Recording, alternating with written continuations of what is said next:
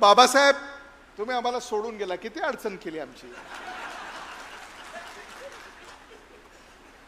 किती अडचण.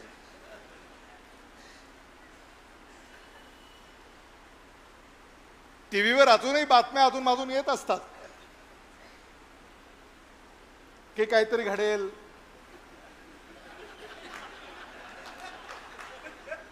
ऐकता की नाही, येतात बातम्या अधून मधून. तसं काही घडलंच.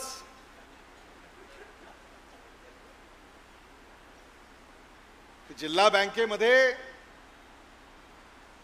जे वातावरण आहे तेच वातावरण जिल्ह्यामध्ये देखील आपल्याला तयार करता येईल.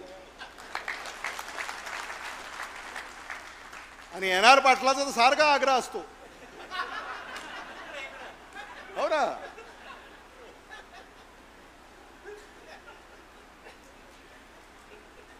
काँग्रेसनं लढलं पाहिजे, काँग्रेसनं लढलं पाहिजे, काँग्रेसनं लढलं पाहिजे. तुम्हीच जर इकडे आलात तर काँग्रेसही लढेल आणि एन.आर. पाटलाची सुद्धा मागणी ही मंजूर होईल. लाभांश दिला आपल्याला आणि तो पहिल्यांदा एन.आर. पाटलाला मिळाला.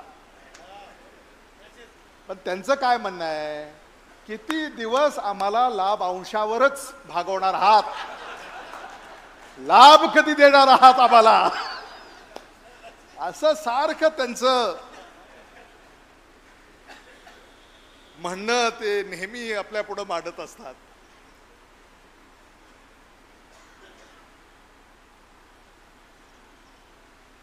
आणि आता महाराष्ट्रामध्ये बदल होत चाललेला आहे.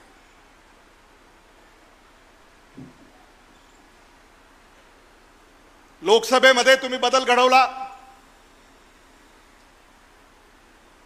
आपले खासदार डॉक्टर शिवाजी काळगे महाराष्ट्रामध्ये होत असलेल्या बदलाचे पहिले प्रतीक हे डॉक्टर शिवाजी काळगे आहेत.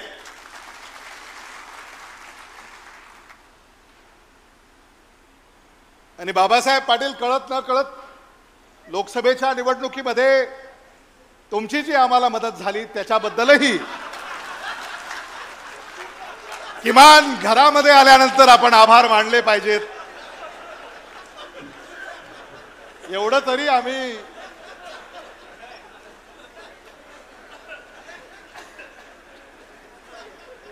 आदरणीय विलासराव देशमुख साहेबांनी जी संस्कृती आपल्याला घालून दिलेली आहे त्याचं पालन आपण केलं पाहिजे.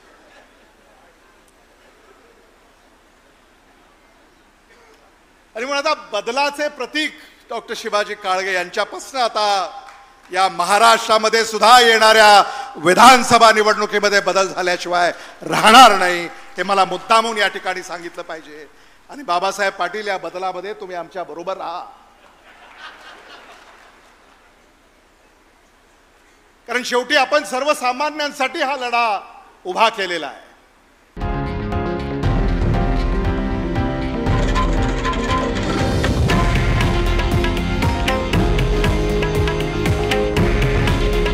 हे आहे देशातील नंबर 1 न्यूज नेटवर्क आणि आपण पाहत आहात TV9 मराठी.